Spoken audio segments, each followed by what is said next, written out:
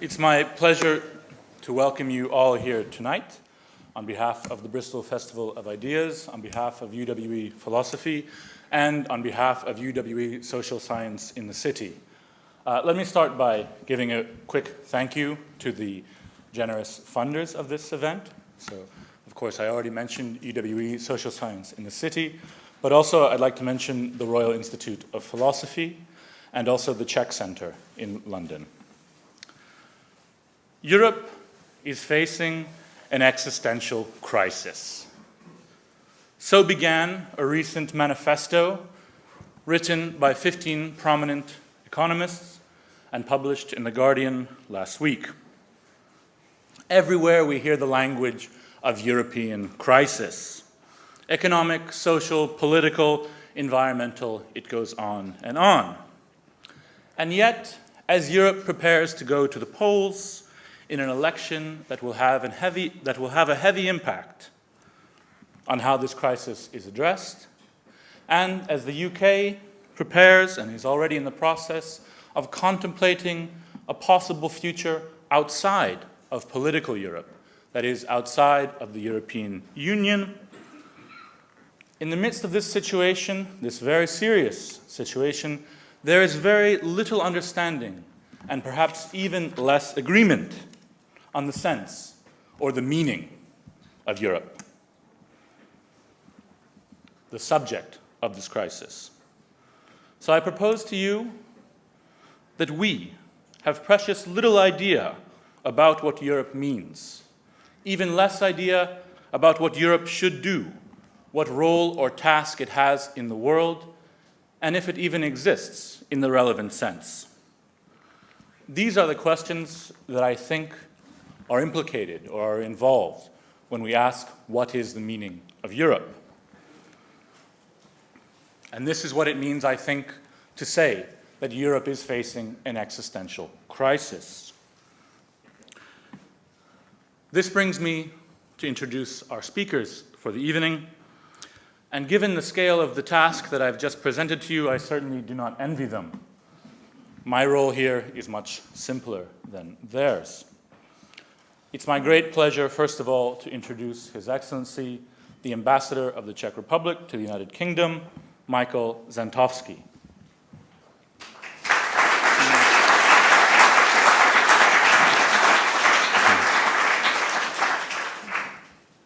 The ambassador was a founding member of the Civic Forum, the umbrella organization that coordinated the overthrow of the communist regime in Czechoslovakia and the peaceful transfer of power during the Velvet Revolution. He subsequently served as press secretary, spokesman, and political director for the President Vaclav Havel. In 2003, he founded a Prague-based think tank, the Program of Atlantic Security Studies, and served as its first executive director. Ambassador Zantovsky later returned to the Foreign Service, serving as ambassador to the United States, to Israel, and now to the United Kingdom. He is not only a politician and a diplomat, but also an intellectual. He is not that those things would be exclusive to one another. He's translated more than 50 works of contemporary English and American literature into Czech, and he's also, I found this very interesting, published a book on the life and films of Woody Allen. The ambassador will be responded to by two very bright and very important young political theorists. I say young because I consider myself still young as well. So Dr. Anya Topolski from the University of Leuven and Dr. Teresa Pullano from Rome. The setup of tonight's event is that there will be a talk from Ambassador Zantovsky that will be followed by short replies from Anya and Teresa, and then we will open the debate. And our idea tonight really is to stimulate a debate. It's really to have a discussion on this very important question of what is the meaning of Europe. So I ask you, please don't be shy. Please say whatever it is that you have to say on the issue. This is the time to speak your mind. This is the time to get it out, to discuss it. And really, this is a time for us to decide and to debate the meaning and also the future of Europe. So with that, I pass the floor to the ambassador. Thank you very much.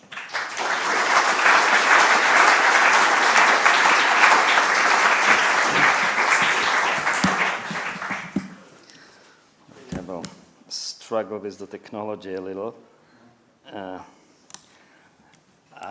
Well, ladies and gentlemen, good evening, and thank you for inviting me to speak at this event. It is really a great honor and pleasure. I'm not sure how much I will be able to contribute to your subject. This is a conference, a philosophical conference on the meaning of Europe, and I'm not a philosopher, I'm a diplomat. And in some respects, the two disciplines are directly opposed, whereas philosophers search for the true meaning of the phenomena, diplomats are often busy trying to obscure it. However, they shouldn't be able to obscure the fact that some of the questions posed by philosophy in its quest for meaning bear direct relevance on the issues of our contemporary world, including political issues and issues regarding Europe in particular. In this sense, this conference about the meaning of Europe, the very idea of Europe, couldn't have come at a more opportune time. At probably no other time in the historically brief existence of the European Union, of which both your country and mine are members, was the question of its meaning as relevant and at the same time as acutely challenged as today, what with the large parts of the continent still reeling from the effects of the financial crisis, with our idea of Europe directly challenged by an alternative vision of Europe or Eurasia, as witnessed by the events in Ukraine, with some people seeing the solution to the European problems in the deepening of the European integration, eventually forming a federal Europe, while other people wish to solve the same problems by backing away from the current format of the European Union and returning to a looser form of intergovernmental cooperation within the single market and a few other areas of cooperation. And with the election to the European Parliament a few weeks away, with a strong possibility of general indifference, contrasted by a massive protest vote in not one or two, but maybe 10 or 12 member countries. In other words, Europe is in crisis. And as many people have observed, crisis is not only a major headache, but also a time when serious questions are sometimes posed and answers are occasionally found. Now, what can philosophy, and in particular the ideas of some of my countrymen, offer in this respect? I understand that one of the topics of this conference is the body of thought of a philosopher, Jan Patočka, a native of Prague, whose thought had informed the Czechoslovak democratic opposition in the years before 1989, and whose lectures I was lucky enough to attend in the brief period of liberalization during the Prague Spring of 1968, as a freshman student at the Faculty of Philosophy in Prague, and in private homes afterwards. Mind you, that does not make me a philosopher. I graduated in clinical and social psychology and spent most of the next 10 years in a mental institution, which I still believe provided the best training for politics and diplomacy one could conceivably get.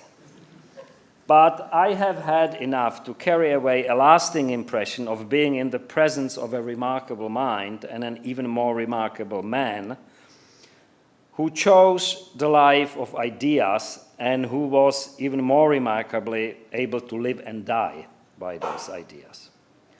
Patočka's work on Europe and post-Europe, what he called in German Europa and nach Europa, bore a direct relevance to our topic today and was also influential in the formation of the thought of another remarkable man, Václav Havel, the leader of the democratic opposition and after 1989, the president of Czechoslovakia and the Czech Republic, and I'm proud to say a close friend of mine, but is itself, or was itself, a part of a longer thread of thought in which my hometown, Prague, seems to play the role of the spiritus loci.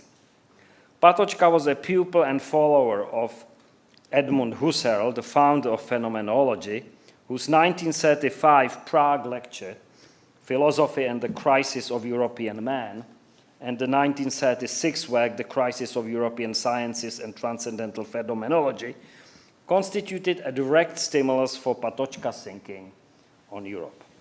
For Patočka, as Husserl, the point of departure for the European thought was the observation of the dual character of this quintessential European invention, the European rationalism and the deification of knowledge, as both a method of understanding the world, but also of conquering it. For Patočka, the crisis of European science and thought consisted in the looming split between the two, resulting, and I will quote, on the one hand, in knowledge of the given without self-control, and on the other hand, in striving for unity, universality, eternity, while overlooking or neglecting the given. End of quote. In Patočka's view, Europe has given up on insight and understanding for the sake of success, or for what it calls progress. The result is rationality without soul. But only soul and care for the soul, as Patočka calls it, can give birth to culture and community. Indeed, for Patočka, community is an outward expression of the soul. The other contribution of Patočka, of vital importance during the communist days, but of continuing importance afterwards, is the centrality of moral values for the preservation and flourishing of a society. In his short essay on the duty to resist injustice, published in the defense of the Charter 77 in January 1977, he writes, quote, "No society, no matter how technologically advanced, can function without a moral basis, a conviction which is not a matter of opportunity, circumstances, or anticipated benefits," unquote.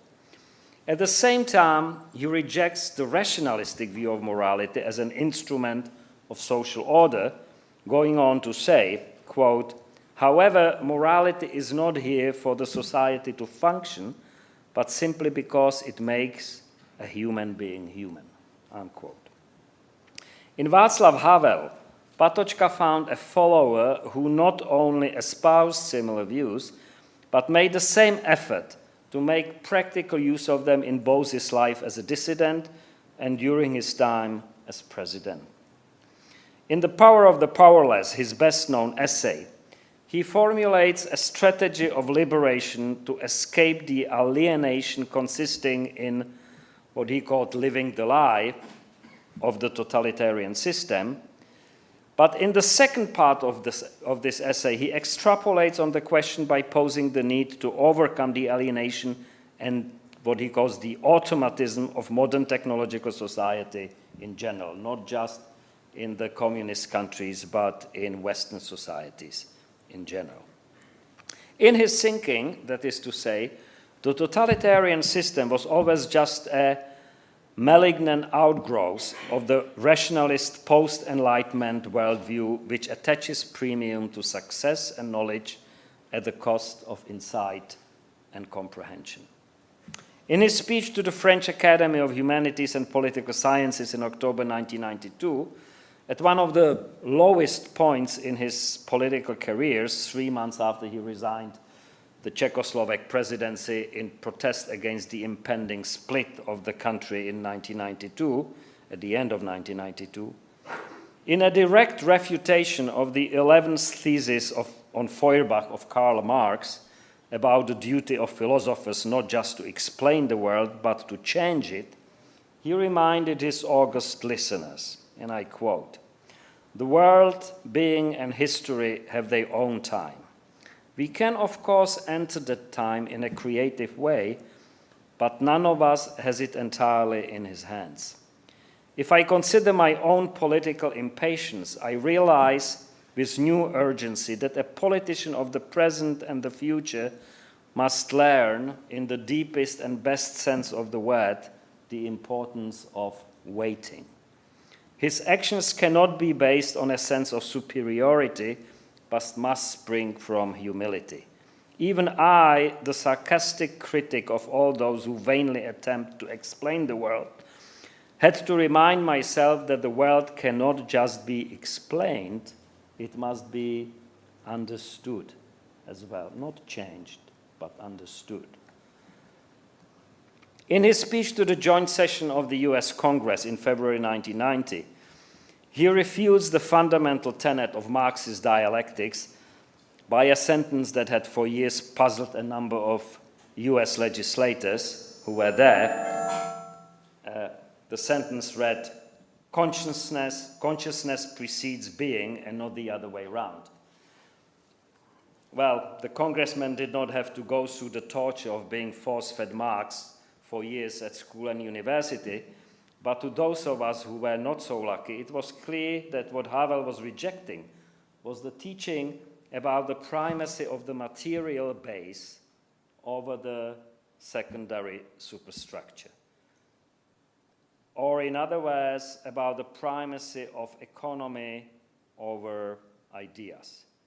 And if you give a little thought to the evolution and history of the European Union, you can see that, this is what it started from a material base, the European communities of coal and steel, and with the idea of some community, real community of European citizens being secondary to the material base. You might well ask what has all this to do with Europe and its meaning, but one can only understand Havel's attitude to Europe, which was enthusiastic and skeptical in the same measure, against this background. That European integration was a good thing, and that the Czech Republic, for a number of practical reasons, ought to be a part of it, was never a question for him. The idea came naturally to him as a lifelong opponent of dividing lines and narrow nationalism, and an advocate of universal values and broad responsibility. Nevertheless, even before the Czech Republic joined the EU in 2004, 10 years, yeah, 10 years today, he publicly questioned some of the assumptions and the working methods it was being built on. In his first speech to the European Parliament in 1994, fully aware of how long the road would be that his own country still had to travel, what obstacles it had to overcome, and how much it would depend on the goodwill of the EU institutions, including the European Parliament, he did not stop at expressing his genuinely felt admiration for the European project, but went on to offer some critical reflections, which in retrospect could be seen as rather far-sighted. After praising the EU as an admirable work of the human spirit and its rational skill, and extolling its achievements in building the system of pan-European institutions, a single market, and the beginnings of a common currency, he went on to say, quote, "This admiration, almost exaltation, has however been mixed with a feeling which is less encouraging. What has been addressed was my reason rather than my heart," or you could say soul, unquote. What was missing in the European project, in Havel's view, was, quote, "a spiritual, moral, or emotional dimension. Various great empires which have brought some benefits for mankind," and you should know something about this in this country, "were not only characterized by their methods of administration and of organization, but were invariably imbued with a spirit, idea, ethos, and I wouldn't be afraid to say charisma, that in turn gave rise to their structure. They always had to offer some kind of a cue to the citizens as to how to emotionally identify with them, some ideal that could internally appeal to them and inspire them, some set of universally comprehensible values which everybody could fully share, and which would be valuable enough for the people to even make sacrifices on behalf of the entity that embodied them, in the extreme case, even their own lives." Unquote. Although the EU was based on a grand complex of civilizational values, Havel continued, quote, "Many people may have an understandable impression that the EU consists only in the never-ending arguments about how many carrots can be exported from one place to another, who will determine that number, who will supervise him, and possibly who will impose sanctions on those who violate the rules. That is why it seems to me perhaps the most important task that the EU is facing today is a new and real, a clear consideration of what could be called European identity, a new and really clear articulation of the European responsibility, an enhanced interest in the very meaning of the European integration, and in its broader context in the contemporary world, and a new creation of its ethos, or if you wish, charisma. Reading the Maastricht Treaty, remember the Maastricht Treaty a long time ago, its historic importance notwithstanding, will hardly win the European Union genuinely enthusiastic supporters, real patriots, who will experience this complex organism as their real homeland, or as one of the levels of their homeland. Well, this was 1994. Whoever had misgivings about the potential of the Maastricht Treaty to inspire the people of Europe only had to wait to read the Lisbon Treaty, or at any rate, try to. I don't know anyone who did. In the meantime, the EU, particularly its advance guard of the Eurozone, became mired in a crisis which laid bare the limits of governments and even more of the people to identify with the ethos of the Union and to make the necessary sacrifices. In his speech to the Italian Senate in April 2002, in the last year of his presidency and at a time when the wave of Euro pride and Euro exceptionalism was reaching dangerous heights, Havel once again pointed to the, quote, immensely contagious, almost aggressive idea of continuous change, permanent progress, aggrandizement, enlargement, expansion, conquest, endless growth and endless growth of growth, as well as the idea of a perfect world which it is necessary to build peacefully, and if it doesn't work, by force, unquote, as ideas that are typically European. He also spoke out against the fetish of consensus and orthodoxy, which dismisses critical and alternative views on the nature, scope, and speed of European integration as anti-European, extremist, or crackpot, as I've learned in this country. Again, I'll quote, "The European history also includes the skeptics, the critics, the shy spirits who question all the realities of this world, and first of all themselves, and who are even able to brilliantly articulate their doubts. Or do not such personalities as Albert Camus, Franz Kafka, Samuel Beckett, Umberto Eco, and others embody the very tradition of European awe and European humility, which perhaps we should at this moment follow first and foremost," unquote. To sum up, for all his enthusiasm for the European project, Havel objected to its rationalistically utilitarian, materialist underpinnings. The idea so pronounced in the evolution of the European Union that by designing and implementing the institutions and decision-making procedures of a European polis, you can actually create such polis, would count as the original sin in his thinking. The impatience with which some of the people managing the project insists on an ever closer union, that's the buzzword, whose next progressive stage must be reached by a time certain or else the union is in the danger of collapsing, would strike him as hubris. I believe it is obvious from the few excerpts I quoted how much Havel owes to Patočka and Husserl in reiterating the importance of understanding and soul as a cornerstone of any real European community, and how distant is the current European reality from this ideal. So the result is a paradox. In keeping with Patočka's teaching, Havel, a great European and a staunch advocate of European integration, was at the same time a fierce critic of how it went about the integration. In my view, the solution of the current European crisis is contained in this very paradox. Thank you very much.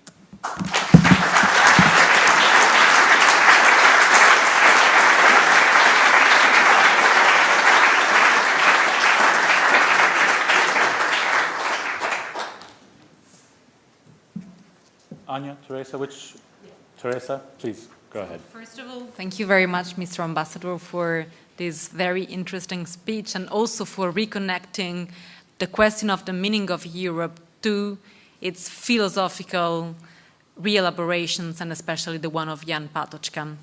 I have some more concrete questions for you now.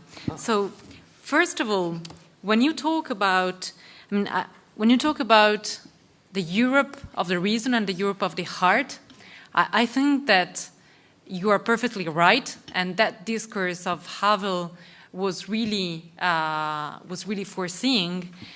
But at the same time, I have two questions to that respect. My first question would be, you mentioned that one of the debates that we are facing now, today, also before the elections of the European Parliament, is the one between two opposing positions. One camp is the one of the people advocating a deeper political integration, maybe only including some of the member states, so a core European Union where political integration would be more advanced.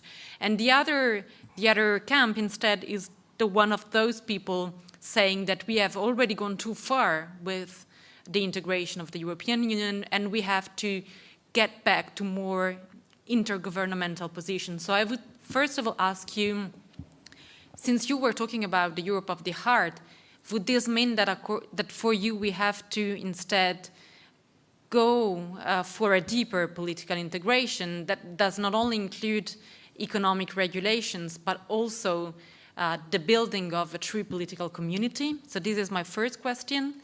And my second question instead would be, you have, in a very right way, in my opinion, talked about the need for including citizens in the debate on the European Union.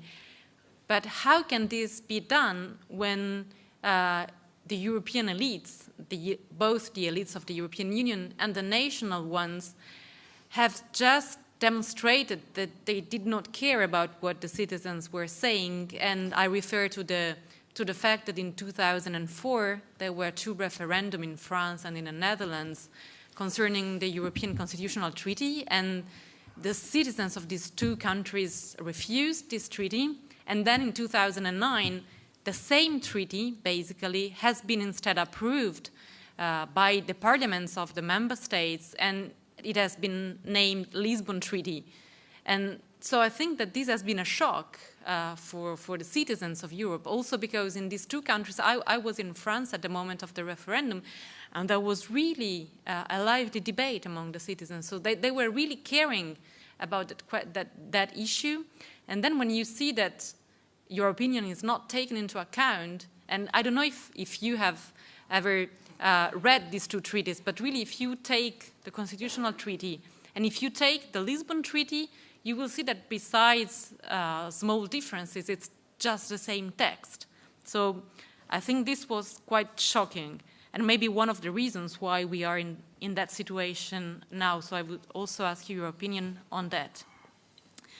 Then I have another set of comments. And so always talking about the Europe of the heart, I would say that so far the European Union and the European integration has been based on two big ideals or values. After the Second World War, it was clearly the question of peace. So that was the main value or goal or moral, spiritual goal that motivated European integration.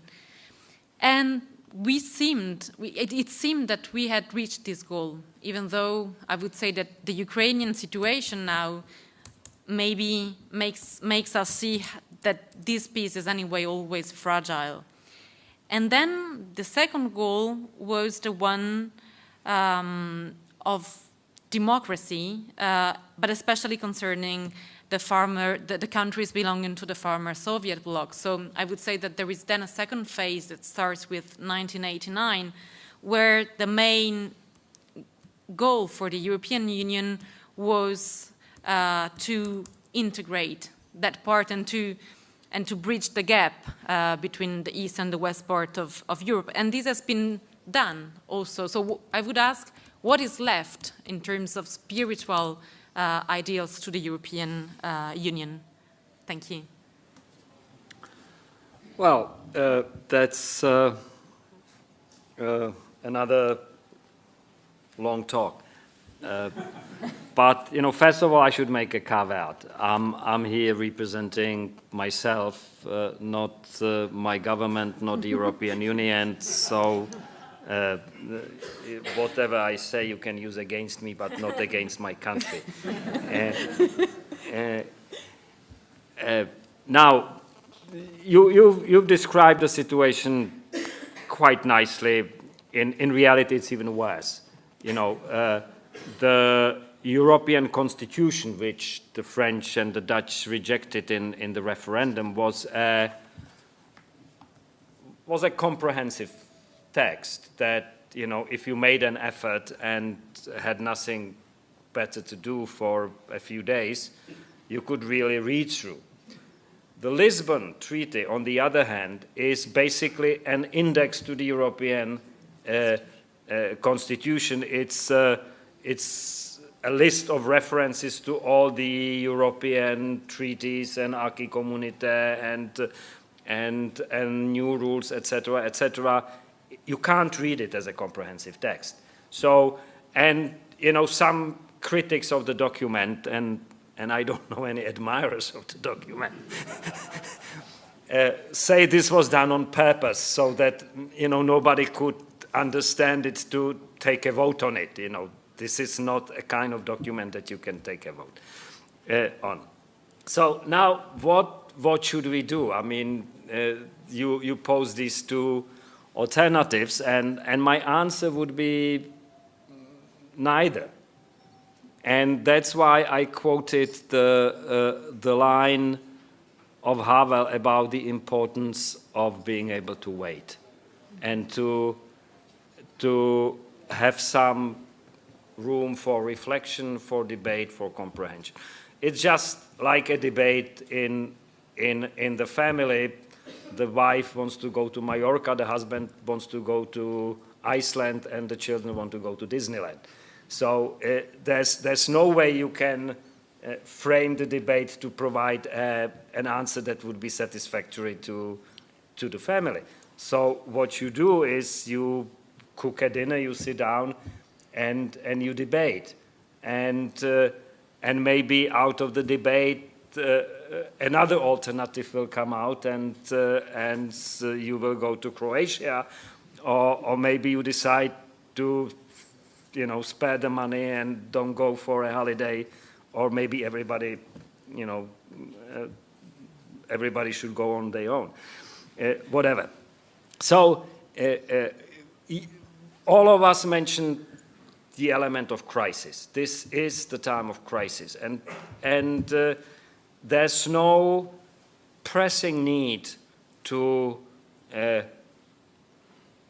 make any kind of far-reaching decisions at such a moment. There's time to make an inventory of what works, what doesn't.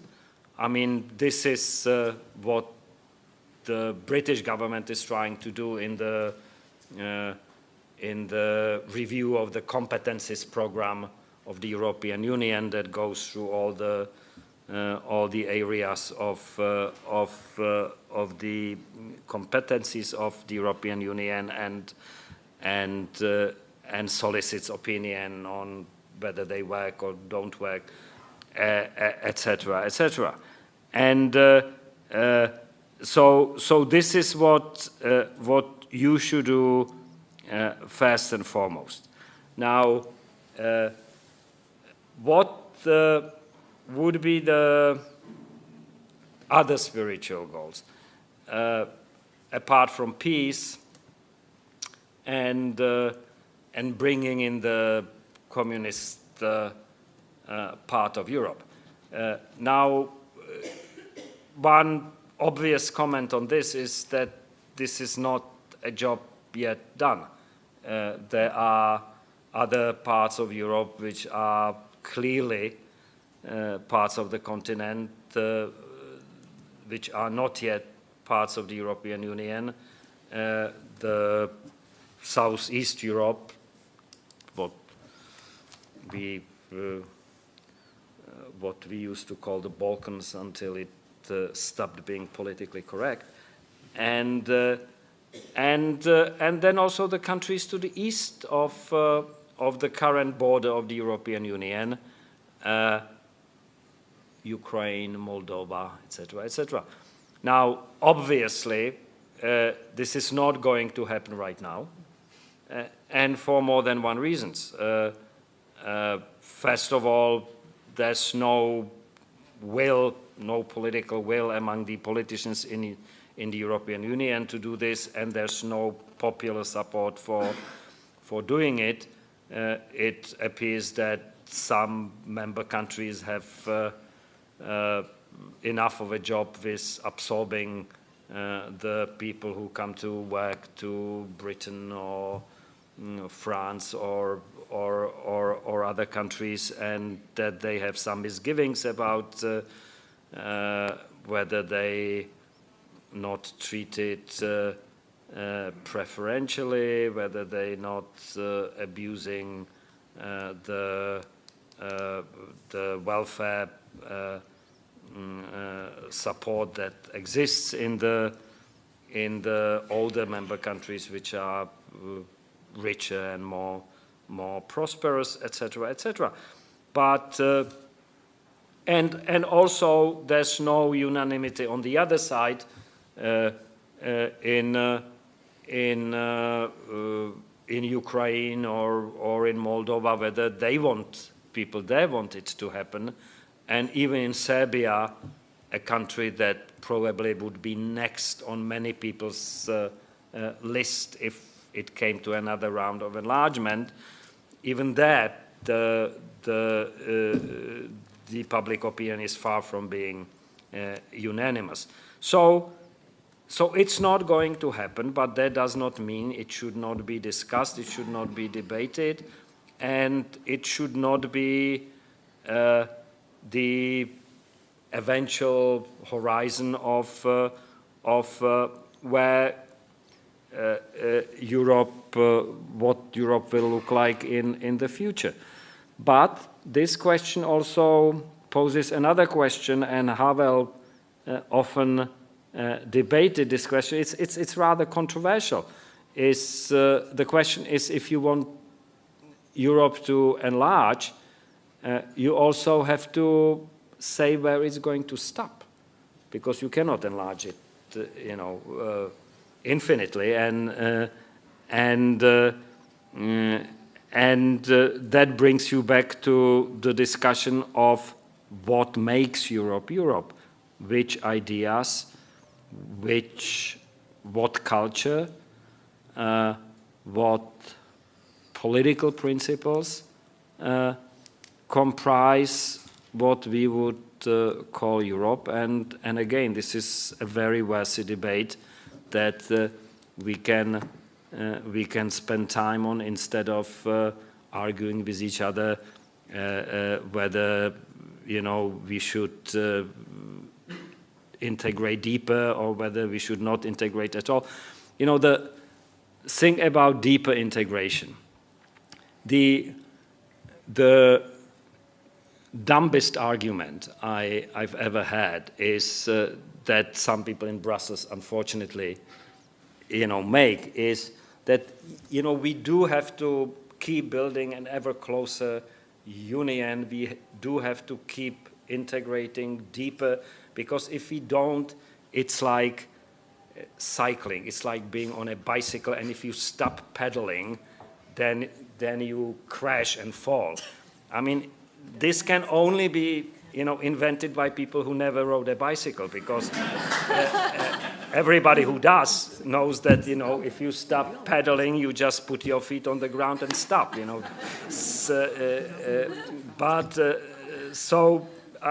stop at this. Thank you very much. I'm so tempted to start about the cycling because, of course, Belgium is, the country of cyclists. And the thing is, of course, we cycle very fast, so stopping is a little dangerous. But I'm actually going to go somewhere else with my reflections. I'm going to start a little bit by more situating myself. So I'm Canadian, probably you can pick up from your accent. I grew up with a very strong story of the European dream, the European project, the European peace and prosperity. This was something really put very much into my story as a child.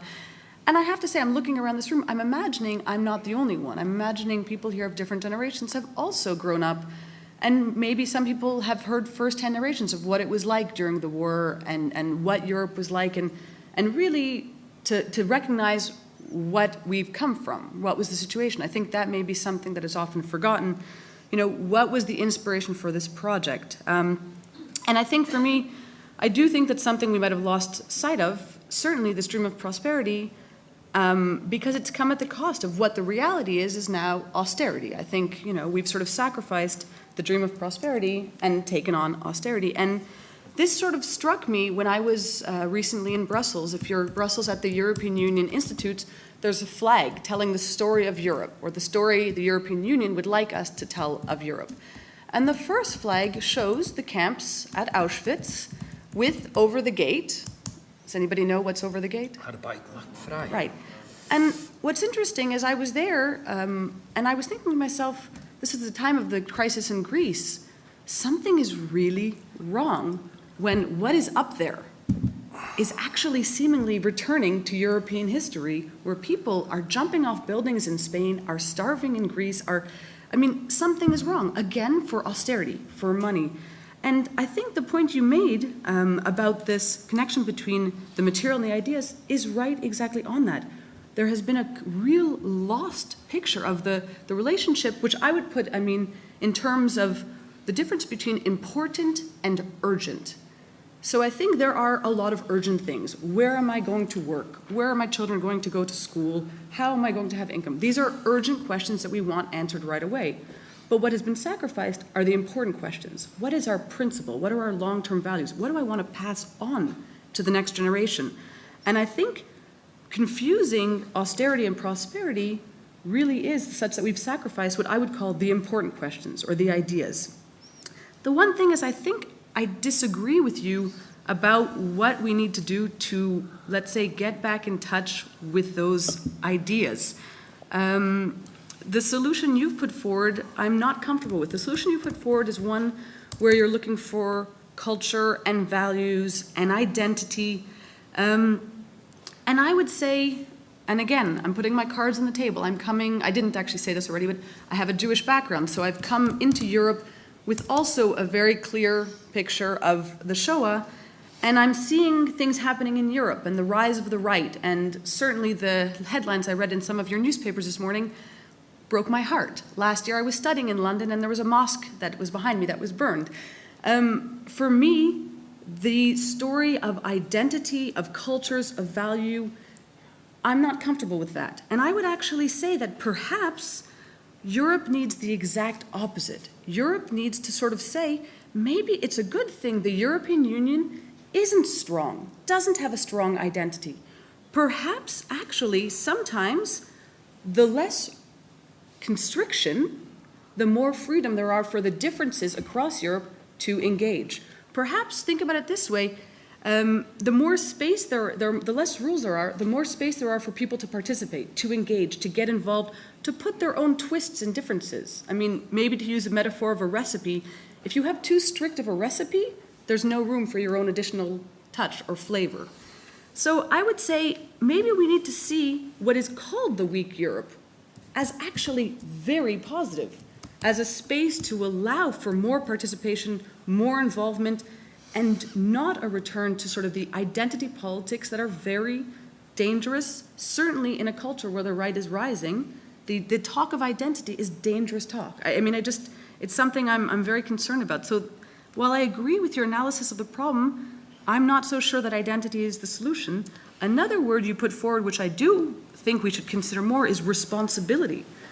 I think that if I think about the promise and the dream of Europe that I was, again, raised with, there's a responsibility to Europeans for themselves, but also for the rest of the world to fulfill that promise, to get back to that promise. And that's a promise that, in a way, we need to take responsibility for, to creating the hope of peace and prosperity in Europe, but also in the world. I mean, I think when you said we can't talk about extending the borders, at one point, Europe conquered 80% of the globe. We do have a responsibility that goes beyond the small borders, because we've already crossed those borders throughout history. And I guess maybe I'll end with, what I often say to my children: a promise is a promise, and we need to keep it. Absolutely. I don't think we disagree as much as we may think, but and it's true that to speak of identity is a tricky subject, because